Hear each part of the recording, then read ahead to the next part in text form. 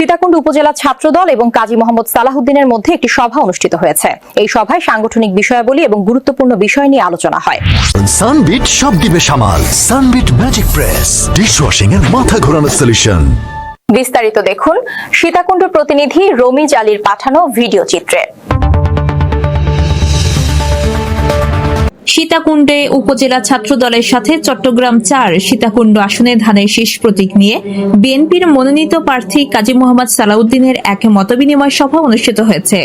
মঙ্গলবার ২৫ নভেম্বর বিকাল ৫টায় পৌরসভার মন স্টার কনভেনশন সেন্টারে এই সভার আয়োজন করা হয়। মতবিনিময় সভায় সভাপতিত্ব করেন সীতাকুণ্ড থানা ছাত্রদলের আহ্বায়ক কাজী সেলিম উদ্দিন। প্রধান অতিথি হিসেবে বক্তব্য রাখেন বিএনপি মনোনীত প্রার্থী কাজী মোহাম্মদ সালাহউদ্দিন।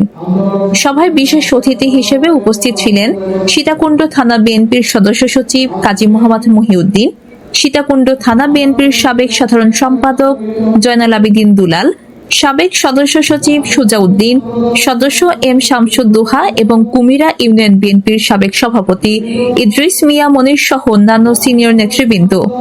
সভায় প্রধান অতিথির বক্তব্যে কাজী মোহাম্মদ সালাহউদ্দিন বলেন,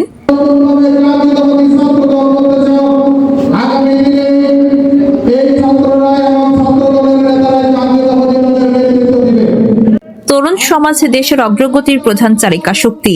তাদের মতামত, উদ্বেগ ও প্রত্যাশা শুনে সমাধানের পথ খুঁজে বের করা আমাদের দায়িত্ব।